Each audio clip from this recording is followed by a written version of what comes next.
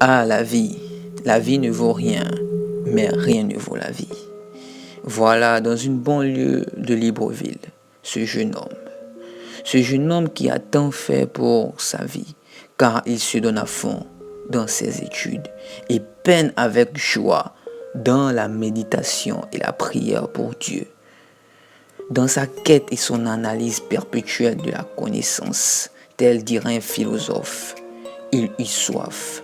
Il eut deux soifs. La première est une soif divine et la seconde est une soif physique.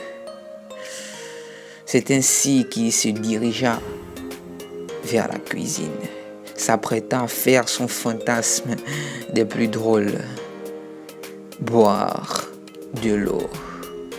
Oui, savourer l'eau de la SCG, car la source d'eau qui ne tarit jamais est en Christ.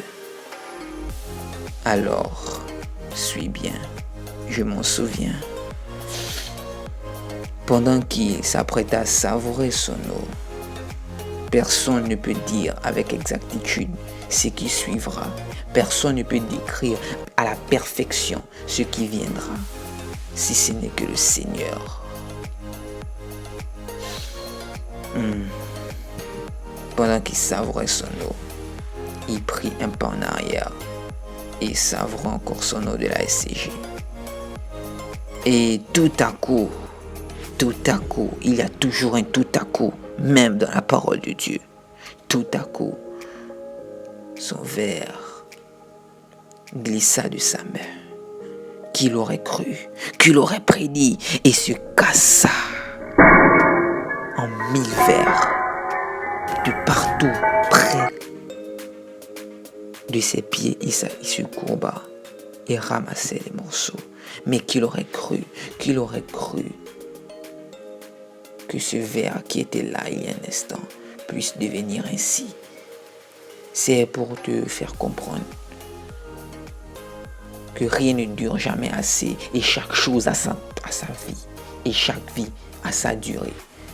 Cela c'est pour illustrer la mort. La mort par définition qui est la cessation définitive de la vie. Mais une vie malmenée t'a été maltraitée par le démon assez longtemps. Alors comme dans Ecclésiaste 3 versets 1 à 4, il est dit, il y a un temps pour toutes choses sous les cieux, un temps pour naître et un temps pour mourir.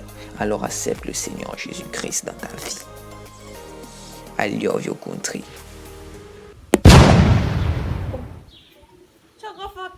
Tu vas encore casser le verre. Tu vas rembourser ça, c'est toi toujours. Maman, il n'est pas fait exprès, s'il te plaît. Mais tous les jours tu casses le verre. Aujourd'hui tu vas prendre ça.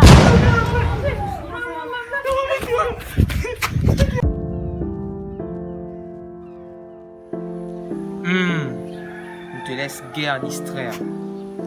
Jamais ne te laisse distraire.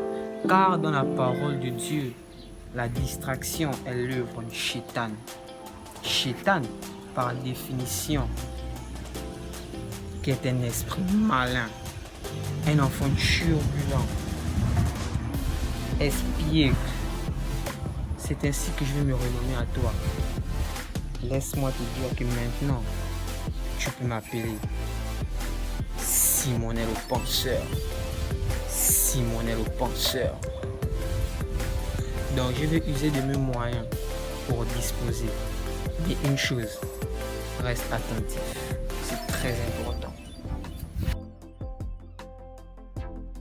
Alors, je t'invite à partager la pensée de Simonel le penseur. Rentre dans le délire du Seigneur, car c'est la quintessence même de nos vies. Amen.